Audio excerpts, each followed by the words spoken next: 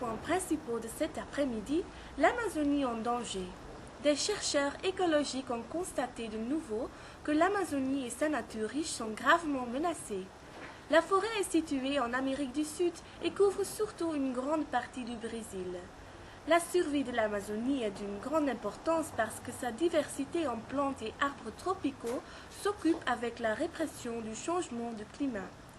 La végétation tropicale absorbe le dioxyde de carbone et réduit comme ça l'effet de serre. Pour cette raison, le terme le poumon vert de la Terre est actuellement en vigueur.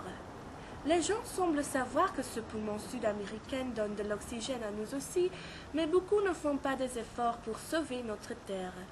Pour que la justice sociale et le respect pour l'environnement pourraient être mesurés, deux Canadiens ont créé l'empreinte écologique en 1994.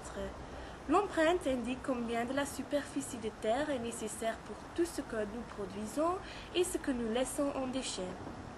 Est-ce que notre façon de vivre est en équilibre avec la capacité de la Terre? Ça, c'est la question à qui l'empreinte écologique peut donner une réponse. Notre planète contient des domaines qui produisent des ressources naturelles, comme des bois, des lieux de pêche, des rivières, des terres arables, etc. Tout ça est appelé la biocapacité de la Terre et est exprimé en hectares de la surface. Chaque être humain dispose de 2,1 hectares pour se nourrir, s'habiller, pour habiter et pour se chauffer. En 2005, l'empreinte écologique moyenne était 2,7 hectares par personne. Plusieurs organisations s'engagent aujourd'hui à informer la population de leur impact personnel sur la Terre.